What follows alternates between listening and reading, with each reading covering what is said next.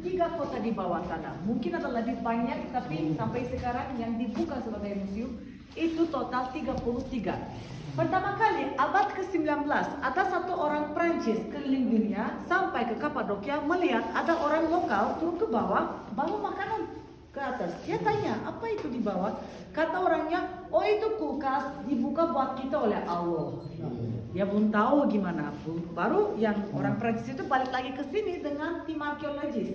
Baru mereka melihat ada banyak kota di bawah tanah dibuka oleh orang Kristen mulai dari abad ke-5 waktu masih tidak boleh mereka dalam atau melaksanakan agama Kristen. Oke? Yang paling besar namanya Deli Puyu sama Kaimakli, itu ada 8 lantai turun ke bawah. Terus kapasitas tempat itu sekitar 200.000 orang dan ada hubungan dengan terowongan di bawah dengan kota di bawah tanah yang lain. Oke? Ini namanya Orta Hisar yang biasa aja, nggak besar nggak kecil, tapi sama seperti yang lain. Walaupun itu besar apa kecil, semua kota di bawah tanah plannya sama. Lantai pertama yang ini dibuat untuk binatang. Ada 2 alasan. Pertama, mereka tidak boleh tinggal binatang di luar. Kalau di luar ada binatang, artinya sekitar sini ada orang. Jadi tentara Romawi bisa cari mereka. Kedua, itu binatangnya lebih sensitif daripada orang. Kalau ada orang lain, coba masuk ke dalam. Dia akan bikin suara supaya orang tinggal di sini bisa tutup pintu yang di sebelah sana. Semua kota di bawah tanah ada pintu seperti itu. Gayanya lingkaran dari batu dan di tengahnya ada lubang. Itu ditutup. Nah, jadi orang yang di dalam bisa melihat dari dalam. Kalau ada orang yang di luar, tentara Romawi benar-benar bisa buka, dia bisa membunuh dia dari dalam. Oke? Ini tempat makan untuk binatang. Terus di sini ada lubang. Aku bisa masukin tangan. Lubang itu buat ikat mereka. Oke? Kita akan lewat dari satu terowongan. Di tempat ini ada 2 terowongan, tapi kalau ada kalau di bawah tanah lebih besar ada lebih banyak. Semua sama seperti ini, kecil, pendek. Bukan karena di zaman dulu orangnya kecil atau orang pendek. Orang seperti kita biasa aja. Cuma mereka membangun terowongannya begitu supaya membuat orang luar kota ini jalan pelan-pelan supaya dia bisa dapat lebih banyak waktu lari ke dalam, tutup pintu lagi yang ada di dalam. Oke? Kita masuk, hati-hati kepala yuk.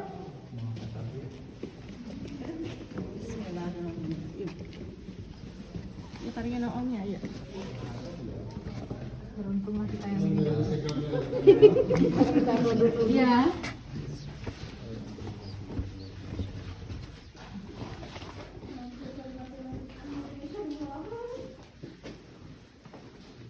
Bisa ada sayur ya, sari. Ya. Dia tidak ada yang ngomong. Mereka harus tinggal di dalam sini sampai di luarnya aman. Bisa jadi 3 hari, bisa jadi 3 minggu, bisa jadi 5 bulan, siapa tahu ya. Sampai tentara Romawi keluar dari daerah sini, mereka harus tetap tinggal di dalam. Bukan untuk mereka sendiri juga. Satu orang keluar bosan, aku mau di luar. Ya udah, artinya di sekitar sini ada orang lain, jadi dicari. Karena itu dilarang keluar. Gimana mereka makan? Mereka harus makan juga kan? Tapi mereka tidak cari KFC, McDonald's, ikan asin, tak perlu. Cuma mereka perlu aja adalah gandum. Kemarin sepanjang jalan sampai ke sini semua itu tanah gandum. Anda sudah melihat gandum kan? Kalau ada gandum, artinya ada hidup. Kenapa? Lagi 2 alasan. Dengan gandum orang bisa bikin roti. Roti aja cukup untuk hidup mereka. Beberapa minggu, beberapa bulan. Jadi mereka simpan banyak gandum. Kedua, gandum itu semacam makanan bisa tahan lama sekali. Karena di sini, di tempat ini, kalau musim panas sedingin ini, musim dingin lagi sedingin ini, stabil derajatnya. Jadi mereka bisa simpan banyak gandum di sini, itu nggak hancur. Mereka simpan gandumnya. Kalau air nanti di dalam ada sumur. Mereka bikin keramik seperti ini dari 5.000 tahun lalu sampai sekarang. Hari ini kita akan lewat, saya akan tunjukin. Di sini di Kapadokia ada sungai namanya Sungai Merah. Itu disebutnya Sungai Merah karena ada tanahnya merah. 5.000 tahun lalu orang mulai ambil tanah merah itu dan mulai bikin keramik seperti ini. Jadi mereka bisa simpan wine, mereka bisa simpan air putih, mereka bisa simpan yang lain apa saja. Jadi tinggal tutup aja. Oke, jadi ini pusatnya untuk keramik. Hari ini kita akan lihat gimana bikin. Oke? Ruangan ini dibikin untuk simpan makanan, storage tempat mereka simpan makanan. Kalau udah ada gandum, tinggal apa? Bakar. Ayo. Kita lewat tadi satu lagi ruangan. Hati-hati ya, ini lagi kecil. Toilet mereka di mana ya? Di depan mereka, di depan. Yang depan namanya ada air. Halaman sejarah. Kan itu lampu-lampu.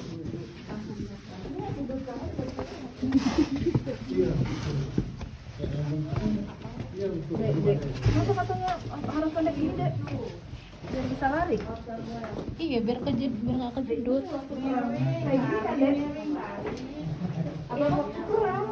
Iya, yang sama si Sulaiman sama kerajaan itu kan? Iya, pendek-pendek lah. Iya.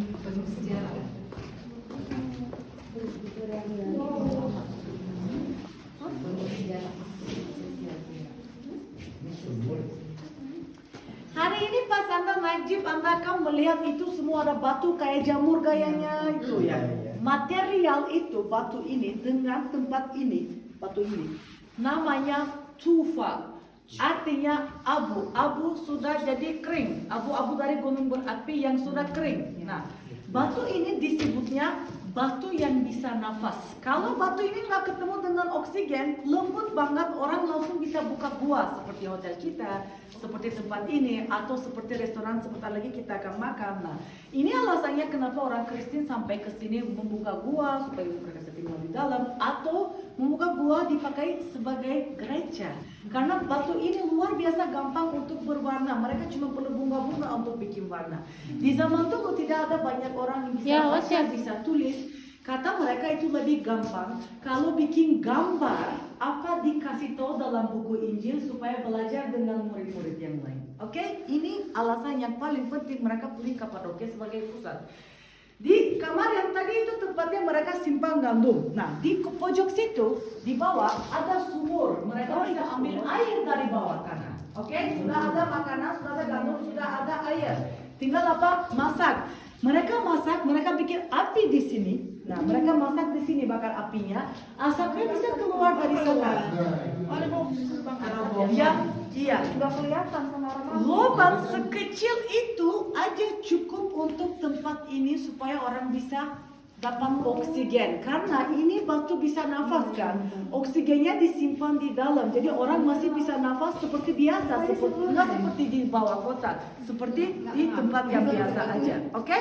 Terus semua kota di bawah tanah harus ada. Ini aturannya, harus ada tempat bikin winery. Itu orang Kristen, mereka tinggal di dalam kota di bawah tanah ini untuk ikutin upacara agama. Yang penting iman dalam hati mereka. Jadi mereka masih harus lanjut ibadatnya.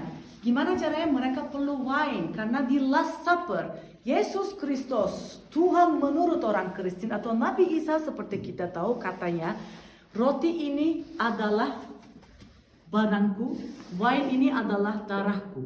Nah, karena itu mereka tetap harus punya roti sama wine. Di Kapadokia di mana-mana ada pohon anggur. Mereka kumpulin buahnya taruh sini, baru mash. Nah, di sini ada lubangnya. Jus anggurnya turun ke sini. Dia simpan jus anggur. Dia masukin jus anggur dalam keramik yang itu. Ini tempat paling luar biasa untuk bikin wine. Pertama, tidak ada matahari. Kalau jus anggur tidak ketemu matahari, itu akan jadi wine yang enak. Kalau ketemu dengan matahari, itu akan jadi vinegar yang enak banget. Oke? Untuk bikin wine, orang tidak perlu tambah alkohol. Dengan fermentasi itu menjadi sendiri aja. Nah, jadi mereka perlu winery. Mereka udah bikin tempat untuk bikin wine. Kalau ada, kalau tempat yang jauh lebih besar daripada yang ini, seperti yang paling besar namanya Kain Makdi, di situ ada sekitar 3 tapi 1 udah ditutup. Ya let's say 3 tempat wine karena ada banyak orang mereka harus kasih wine. Oke? Kita akan naik ke atas lewat sini. Di pas naik ke atas di sebelah kiri Anda akan melihat ada satu lagi pintu seperti yang tadi. Ayo.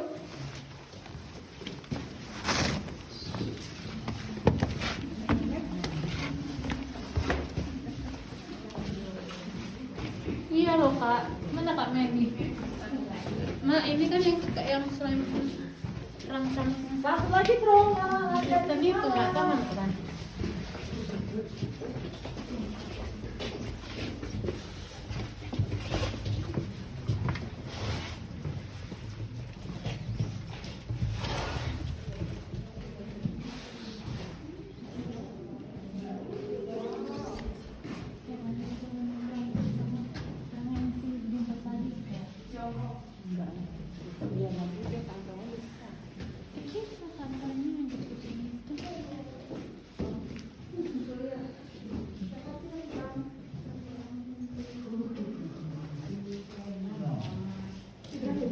Ibrahim sama itu yang Mustafa. Iya, si Syadin kan perempuannya. Iya, yang Mereka berada di sini karena agama. Jadi mereka tidak perlu tempat tidur yang comfy, tempat duduk yang comfy.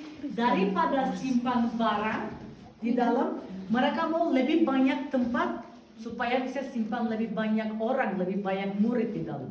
Jadi mereka punya apa? Hanya satu karpet. Sampai sekarang di Turki, aku misalkan mau menikah ya, insya Allah bulan September.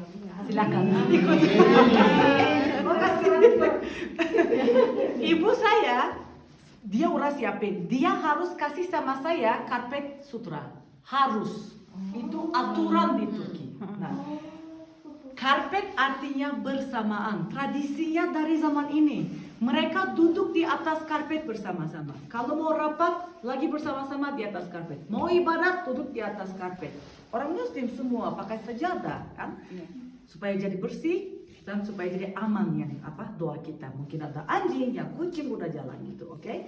Di Turki, kalau di rumah udah penuh semua ada, tapi tanpa karpet, belum siap rumahnya. Di zaman dulu orang tinggal di sini juga, mereka cuma punya satu karpet. Mereka makan di atas karpet, duduk di atas karpet, tidur di atas karpet. Itu aja, mereka tidak boleh bawa barang dari luar. Yang penting hidup aja. Kalau masih bisa hidup beberapa bulan, ya udah alhamdulillah. Pas keluar mereka bisa lanjutin agamanya. Jadi ini adalah tempat yang ruangan terakhir. Habis dari sini kita akan keluar. Tempat ini dipakai sebagai gereja. Salibnya di sebelah sana. Mereka ada ke situ, mereka bikin doa bersama-sama. Baru habis itu mereka bisa ke atas atau di luar di sebelah kanan Anda akan melihat ada satu lagi ruangan. Mereka bisa duduk di sana, mereka bisa tidur di sana. Itu aja yang paling penting, mereka ikutin upacara agamanya, ibadatnya, oke? Tapi di kota di bawah tanah yang mana saja tidak ada kamar kecil. Jadi gimana orangnya? Nah, itu nggak seperti guru di India, itu nggak saya nge-poop, saya nge-pipis. Mereka tidak punya kamar kecil karena kalau untuk kamar kecil dia ya udah buka satu lubang, tapi mereka perlu flash kan. Di sini nggak ada flash. Kalau itu penuh kotoran, jadi itu akan membuat bakterinya, orangnya akan langsung jadi sakit karena ini tempatnya ditutup. Gimana caranya? Disgusting banget. Dia bikin keramik besar sekali, semua buang air di sana, ditutup, begitu aman di luar, dibuang di luar. Oke? Jelas? Ayo, back to real world. Bisa mandi loh, airnya oke. Cuma kalau kotorannya itu masalah ya. Bikin periuk besar gimana bukunya segini cuman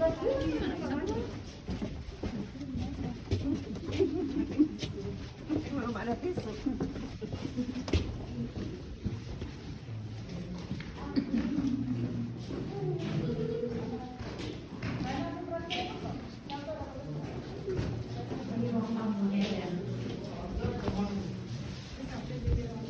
Mbak ketemu. Iya. Buat jimat. Kalau katanya jimat. Jimat, kepercayaan ini bisa melindungi gitu-gitu ya kan. Ini apa mak? Ini 15 lira, ditempel di apa? Ya udah aja gitu. Mana? Ada handuk, ada